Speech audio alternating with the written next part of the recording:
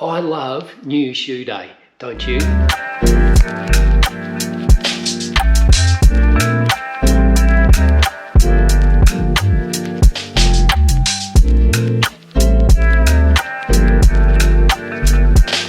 shoes for today are the Puma Deviate Nitros. So the first pair of the Deviate Nitros I got, well, the colour, it matched my soul. And while I love the black, I started off in triathlon at the end of the 90s. How can you not love fluoro? They just look like they should go fast. The Puma Deviate Nitros, they're, well, almost a specialist shoe.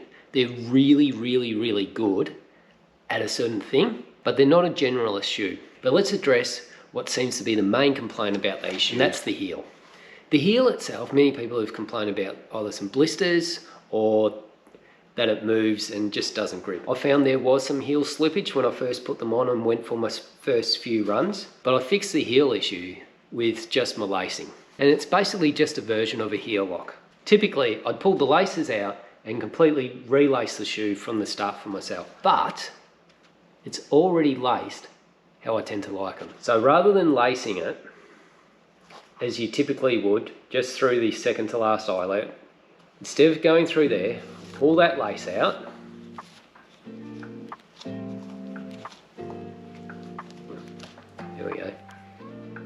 And I skip that first hole and I go to the one at the back and pull it through there. And then I just cycle back into this hole here. Just like that. And that just closes it in a little bit more, pulls it in here rather than pulling it in there, closes that up around my ankle and heel a bit tighter.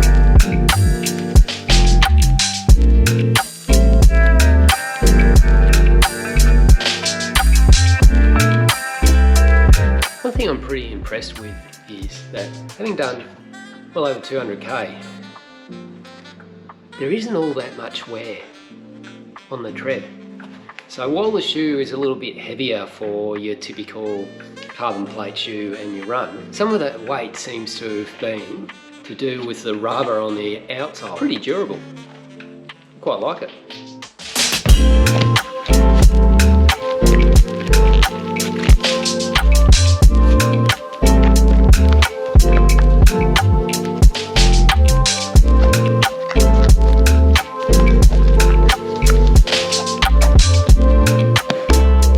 Nice and solid.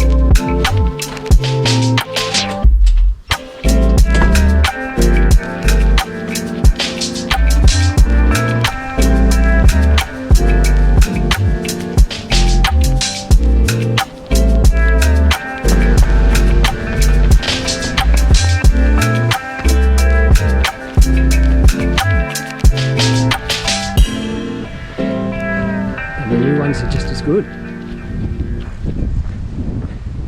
Probably even better because they look faster.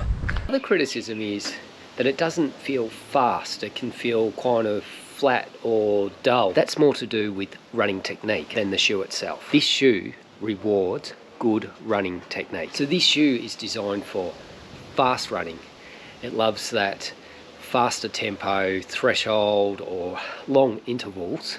It just has that tick that keeps going and going and going. I love the way my legs feel like they're rolling. They love hard surfaces, so your roads, bitumen, concrete, bike paths. It doesn't like the soft surfaces. It doesn't like a grassy oval. It's those surfaces absorb so much of the impact, keep that ground contact time lasting longer, and by doing that, that takes away the advantage of this shoe. This shoe has some good energy return. The carbon plate, along with the nitro foam, makes it feel like it just wants your legs to keep going over. But I love this shoe for my faster stuff. But my faster stuff is marathon based. So long intervals, 2k plus, tempo runs, threshold efforts. And you know what? This might even become my race day shoe for the marathon. I'm only 2 weeks out at the moment of recording this, so I need to decide which shoe. The colour says racing, doesn't it? I've already mentioned the Deviate Nitro rewards good technique.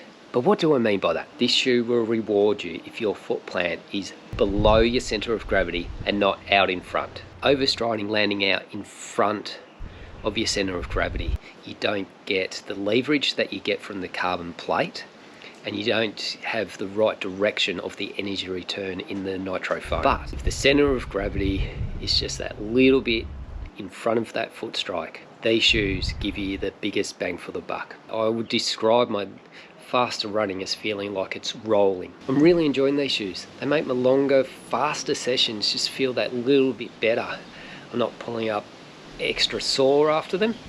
I don't think I'm pulling up any better either. I've got one more test run to do with these to see if I will use them in the marathon. It'll be a longer, close to marathon pace.